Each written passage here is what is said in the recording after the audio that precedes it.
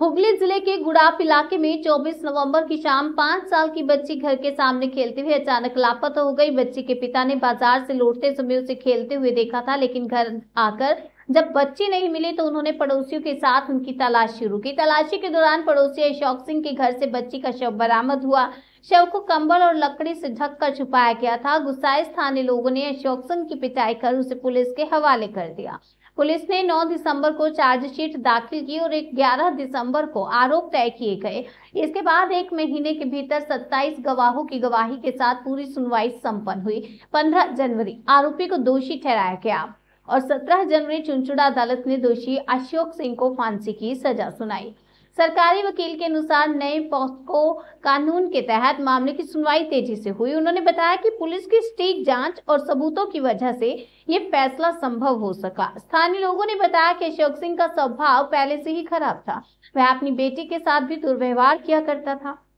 उसकी गतिविधियों पर पहले भी संदेह जताया गया था, लेकिन शिकायतें समय के साथ दबा दी गई। बच्ची के माता पिता और स्थानीय लोगों ने घटना के बाद से ही आरोपी के लिए फांसी की मांग की थी। अदालत के इस फैसले ने उन्हें न्याय का भरोसा दिलाया। हाईकोर्टे গিয়ে দেরি না বাজে দেরি না করে ওকে তাড়াতাড়ি ফাঁসি দেওয়া হয় আর যেন ট্রায়াল না করা হয় যত তাড়াতাড়ি সম্ভব ওই ফাঁসি দেওয়া হয়, তাহলে আমার মেয়ের আত্মা আমাদের আত্মা সবারই আত্মা শান্তি পাবে। মানে আপনারা তো চেয়েছিলেন যে ফাঁসি আমরা ফাঁসি চেয়েছি আর তাড়াতাড়ি যেন ফাঁসি হয়। আমি অনেক দেখেছি টিভিতে খবরে হাইকোর্টে যাচ্ছে, রাষ্ট্রপতির কাছে যাচ্ছে, গিয়ে ঝুলছে। আমি চাইবো সেই সব না হয়ে ওর যেন ফাঁসি হয়ে যায়।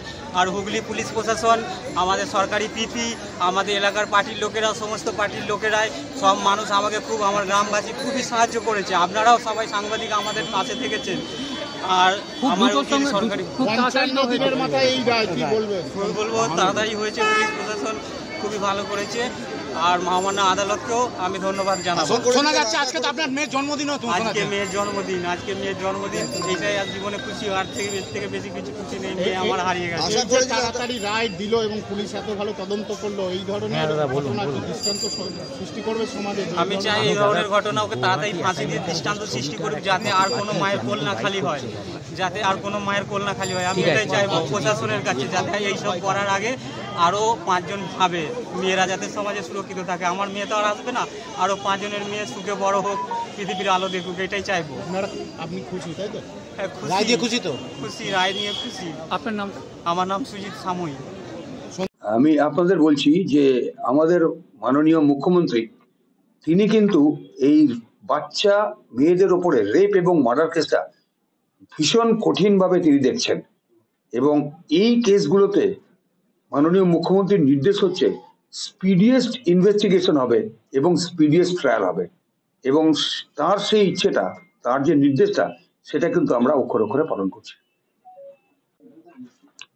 তো লাস্ট নভেম্বর 2024 24 তারিখে একটা খুবই মর্মান্তিক একটা ঘটনা, যেখানে এখানে শিশু কন্যার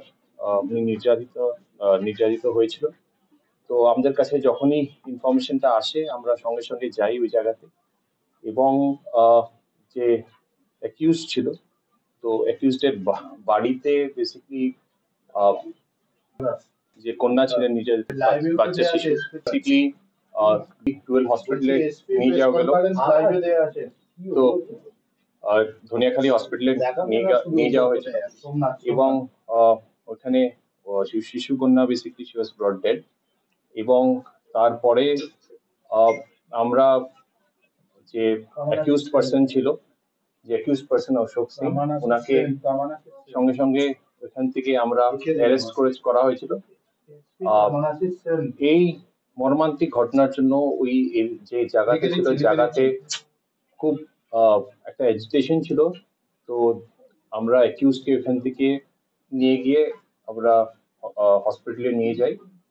এটা ছাড়া পরের দিন একটা 3-man কমিটির ইয়েতে পুরো ডাইরেকশনে একটা 3-man কমিটি, একটা মেডিকেল বোর্ডে কলকাতা মেডিকেল কলেজ হসপিটালে শিশুকন্যার পোস্টমর্টম হয় এবং পরবর্তী ক্ষেত্রে আমরা পোস্টমর্টমের রিপোর্ট আমরা ওটা পাই।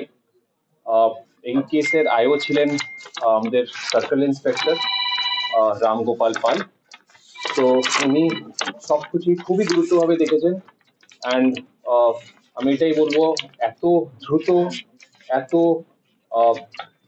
মানে এত কঠিন ভাবে সব যে জিনিসগুলো ছিল ওগুলো দেখেছে, এবং এত পরিশ্রম, মানে ওটার কিছু বলা যাবে না, ওটাতে সবকিছু দেখে আহ, সব আমাদের মেডিকেল ডিটেল যেটা আছে, মেডিকেল এক্সামিনেশনের রিপোর্ট, যেটা ডিএনএ প্রোফাইলিং হয়, ডিএনএ প্রোফাইলিং, এবং সবকিছু করে উনি চার্জশিটটা যেটা আছে, চার্জশিটটা দেওয়া হয়েছিল 9 তারিখে, 9th এর চার্জশিটটা জমা পড়েছিল।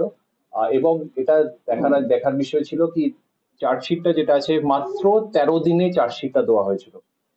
তো একবার চার্জশিটটা দেওয়ার পর ট্রায়াল যেটা আছে ওটা 11 তারিখ থেকে বেসিক্যালি কমেন্স হয়। ট্রায়ালের ইয়েতে ট্রায়াল যখন চলাকালীন টোটাল 27 উইটনেসেসকে এক্সামিন করা হয়। উইটনেসেসকে এক্সামিন করে এবং পুরা ট্রায়াল প্রসেস শেষ হওয়ার পর 15 তারিখ যে আছে, 15 তারিখে এই এই কেসের আমাদের লন্ডন পক্সো কোর্ট এখানে দোষী পায় যে অ্যাকিউজড অশোক সিং আছে, এবং আজকে 17 তারিখে 54 ডেজে যে ঘটনার পরিপ্রেক্ষিতে এখানে ওনার আজকে যেটা আছে অ্যাওয়ার্ড করা হয় ডেথ পেনাল্টি, ডেথ সেন্টেন্স। তো আমাদের কাছে এই কেসটা স্টার্টিং থেকেই খুব চ্যালেঞ্জ ছিল। 25 তারিখে আমরা একটা এসআইটি যেটা আছে গঠন হয়েছিল, এবং আমি এটা বলবো কি পুরো টিম, এখানে ওসি গুরাব, ডিএসপি ডিএনটি প্রিয়ব্রত বাবু, অ্যাডিশনাল এসপি, এবং সবাই খুব মানে না ইয়ে করে আর কি, সবকিছু ছেড়ে এটাতে এই কেসে লেগে ওনারা ইনভেস্টিগেশনে যথেষ্ট ওনারা ইনভেস্টিগেশনে পার্ট নেন। এছাড়া যেটা আছে সবচেয়ে ইম্পর্টেন্ট যেটা বলবো, আমাদের রোল অফ প্রসিকিউশন। তো আমাদের পিপি সাহেব, অনারেবল ডিস্ট্রিক্ট পিপি সাহেব আছেন আমাদের, মিস্টার শঙ্কর গাঙ্গুলি। তো আমি বলবো উনি আর ওনার টিম আছেন, ওনারা যা রোল প্লে করেছেন, এই উনাদের এত মানে নিখুঁত রোল ছাড়া এই কেসে যে এত কম টাইমে, একটা রেকর্ড টাইমে বলবো যেটা কনভিকশন পাওয়া গেছে এবং ডেথ পেনাল্টি হয়েছে, এটা অসম্ভব ছিল। তো আমি এটাই বলবো। এখন আমি একটু পিপি সাহেবকে বলবো একটু ব্রিফলি একটু কেসের মানে এই ব্যাপারে একটু ব্রিফ করার জন্য।